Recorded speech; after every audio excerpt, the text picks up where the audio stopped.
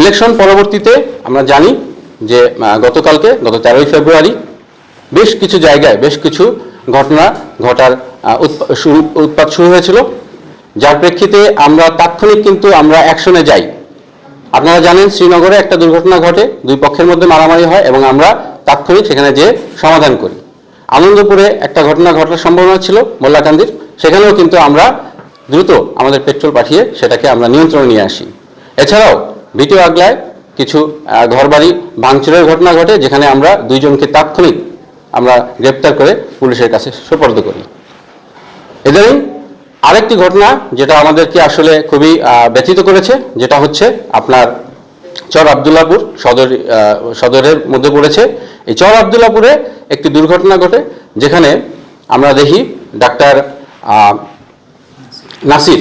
নাসির এবং যে মারা যায় জসিম, এই দুইটা গ্রুপের মধ্যে মূলত পূর্ব থেকেই একটি সম্পর্কের অবনতি ছিল, তাদের পূর্ব শত্রুতা ছিল, যেটা আপনারা হয়তো আরেকটু পর্যালোচনা করে দেখতে পাবেন যে ডাক্তার নাসিরের মেয়ের সাথে কিন্তু জসিমের ছোট ভাইয়ের বিয়ে হয়েছিল এবং পরবর্তীতে তাদের মধ্যে মেয়ে পালিয়ে বিদেশে চলে যায়, যার প্রেক্ষিতে তাদের মধ্যে পূর্ব থেকে একটি বিরোধ ছিল, যেটাকে তারা উপলক্ষ করে এই ইলেকশন পরবর্তী সময়ে আবার তারা এটাকে কেন্দ্র করে একটা মারামারিতে লিপ্ত হয় এবং আপনারা জানেন দুপক্ষের মধ্যে ইনিশিয়ালি হাতাহাতি পর্যায়ে ছিল এবং পরবর্তীতে আড়াইটার সময় তারা অতর্কিত হামলা করে, অর্থাৎ ডাক্তার নাসিরের লোকজন জসিমকে অতর্কিত তারা হামলা করে এবং জসিম ওই সময় আহত হয় এবং সে তাকে ইনিশিয়ালি মুন্সিগঞ্জ সদর হসপিটাল না নিয়ে তাকে নেওয়া হয় ঢাকা মেডিকেল এবং সেখানে সে মৃত্যুবরণ করে।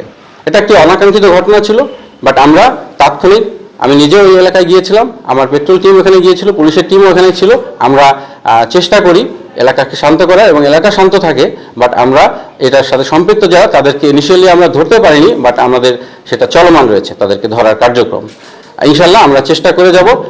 আর একটা মেসেজ আপনাদেরকে দিতে চাই, সেটা হচ্ছে মুন্সিগঞ্জে ইনশাল্লাহ আমরা যতদিন আছি আমরা সকলকে জানাতে চাই আমরা এখনো মাঠে আছি।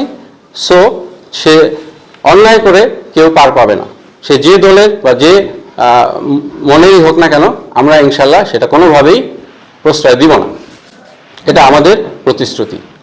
আপনারা জানেন মোল্লাকান্দি এলাকাটাও সদরের অত্যন্ত নাজুক এলাকা, আমরা এই এলাকায় ছাড়িনি, এলাকায় আমাদের ডিপ্লয়মেন্ট আছে এবং সমস্ত উপজেলায় আমাদের ডিপ্লয়মেন্ট অব্যাহত আছে। ইনশাল্লাহ আমরা বাকি সময়টা যতদিন থাকবো মুন্সিগঞ্জ জেলাকে শৃঙ্খলার মধ্যে রাখতে সক্ষম হব।